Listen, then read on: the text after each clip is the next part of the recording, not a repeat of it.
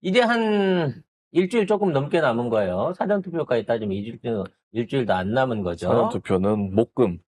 저는 이미 목요일 날 찍고 나서 마음 편하게 저도 목요일 날 가려고요. 하려고 합니다. 근데 이제 말씀을 드리기 전에 저쪽 애들이 자꾸 사전투표를 하면 부정투표다라고 얘기를 해요. 그래서 왜 사전투표를 하면 부정투표야? 라고 물어보니까 쟤들이 뭐라고 하냐면 사전투표를 하면 표가 이재명 표로 다 바뀐대. 네? 왜요? 그럼 해야겠네. 그래서 제가 더욱더 적극적으로 하려고요. 아니, 적극적으로 해갖고 표가 아니, 무슨 이재명 표 마술이- 바뀌기만 하면 마술이야? 얼마든지 해야 되는 거 아니겠어요? 데이비 카퍼필드도 못한 걸. 와. 그래서 이 괜찮은데? 새끼들이 특히나 부정투표 음모론자 그리고 그걸 계승한 김문수 같은 경우에 부정투표 하지 말자. 아니, 사전투표. 사전투표 하지 말자. 아, 부정투표는 당연히 하면 안 되죠.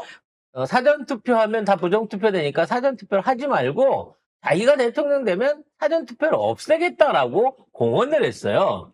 그래서 마치 사전투표를 하지 말자 이렇게 얘기를 하는데 많은 그 홍보가 얘네들이 이제 근거가 없잖아요. 왜 이게 부정투표인가 사전투표가 이렇게 되다 보니까 뭐가 문제가 됐냐면 민주 지지층은 55%가 사전투표를 하겠다는 거야. 근데 국짐 지지층들은 15%밖에 안 한다네? 그러니까, 이러면 곤란한데? 이렇게 된 거지. 이렇게 되면, 지금 당일날 투표가 안 되는 사람들의 돌발적인 상황을 생각할 때, 우리가 너무 손해나는데? 그래가지고, 이제 와가지고, 사전투표를 해달래요. 뭐 이런 새끼들이 다 있습니까? 갑자기 김문수가 걱정 말고 사전투표에 참여해달라. 응. 저도 사전투표 참여한다. 이렇게. 근데 5월 3일에는 사전투표 폐지하겠다 했잖아. 응. 뭐 어쩌라는 거야 도대체 얘들은. 그러니까 이렇게 얘기해갖고 전체적으로 뭐야. 투표 불신을 일으켜갖고 투표율을 떨어뜨릴 생각이었던 거야. 근데 대려 민주진영은 더 투표를 하겠다고 나서고 자기네 진영 쪽에 말 잘 듣는 사람도 그래? 그럼 투표할 필요 없겠네. 이렇게 되다 보니까 가뜩이나 어려운데 더 어려워질 것 같으니까 이제 와서 말 바꾸기를 하는 거예요. 근데요 여러분 사실은 투표 부정은 있어서도 안 되고 있을 수도 없는 거지만 사전투표와 본투표 중에 더 조작하기 힘든 게 사전투표예요. 무슨 얘기냐면 본투표는 말 그대로 투표장에서 투표를 하고 이걸 개표소로 옮기는 과정 중에 사람들이 이제 감시는 할 수 있지만 검증을 할 수 있는 단계가 약하단 말이에요. 근데 사전투표 같은 경우에는 여러분 잘 들으셔야 돼요. 단계별로 해갖고 그 사전투표를 이제 공정하게 할 수 있는 그 여건들이 본투표보다 4배, 5배 더 복잡해요. 가장 큰 게 뭐냐면 사전투표, 투표지는요, 각 투표소마다 다른 방식으로 프린터를 해갖고 뽑아내요.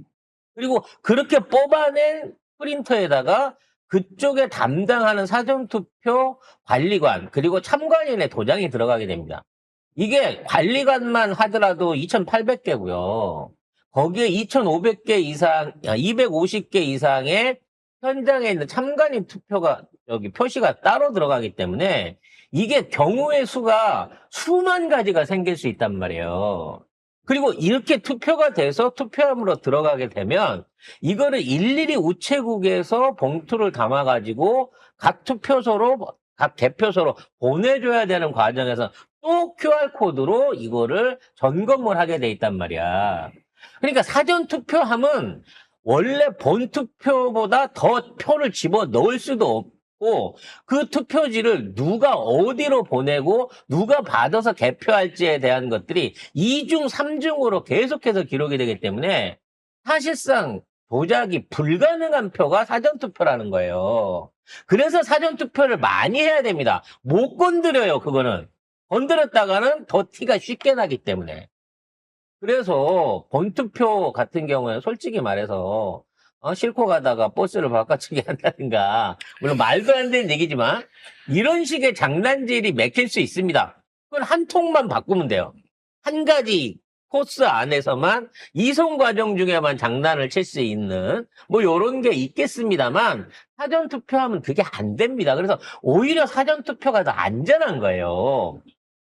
사실 본투표도 사전투표만큼 단계별로 더 복잡한 승인이라든지 검증 코드를 넣어가지고 안전성을 높여야 되는 거야. 그래서 우리는 사전투표를 더 해야 됩니다, 여러분. 그리고 사전투표를 미리 해놓게 되면 투표율이 높아지게 되잖아요. 그럼 따라서 본투표율도 올라가게 돼 있어요.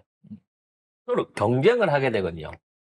그래서 사전투표가 우리 진영, 민주 진영에 불리하다, 본투표를 해야 된다라고 하시는 분은 잘 모르시는 분이거나 아니면 저쪽의 논리를 갖고 와가지고 우리는 해도 되는데 민주 진영은 사전투표 하지 마! 라고 선동질 하는 걸로 이해를 하셔야 됩니다.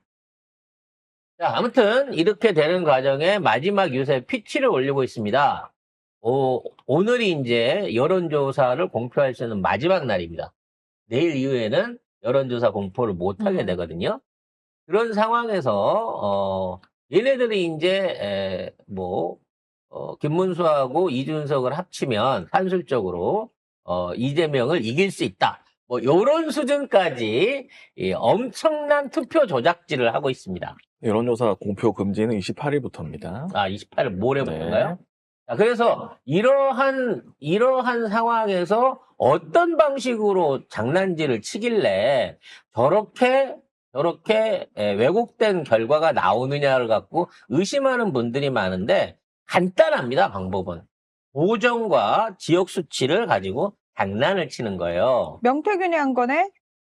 그렇죠. 그래서 이미 그 일부 업체들은 진보 측이 아닌 보수 측에 유리한 표결을 하는 명단들을 갖고 있습니다. 그래서 진보와 보수를 떠나가지고 아예 그 투표군을 오염을 시키는 거죠. 그리고 이거를 ARS를 통해서 이거를 하게끔 만들다 보니까 계속해서 거짓 투표를 시키는 애들이 나오는 거예요.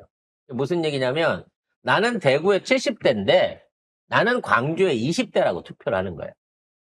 그래가지고 김문수를 찍는 거죠.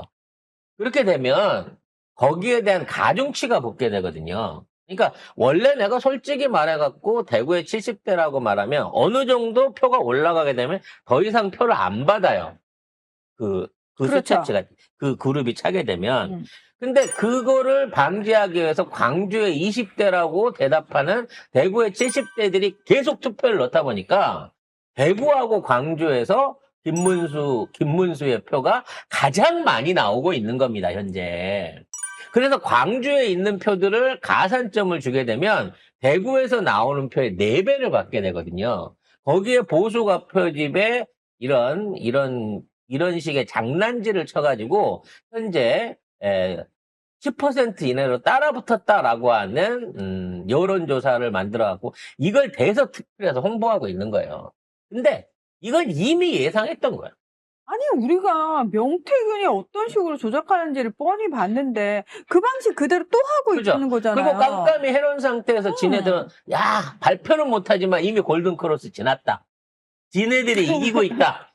역전했다 이러고 또 개구라를 막 풀어댈 거라는 거죠. 하지만 현재 유세장에 나오고 있는 청중들의 숫자나 그리고 일반 국민들의 여론이나 댓글이라든지 이런 것들을 볼 때는 사실은 15%에서 20% 이상 앞서고 있다라고 하는 게 정론으로 받아들여지고 있습니다.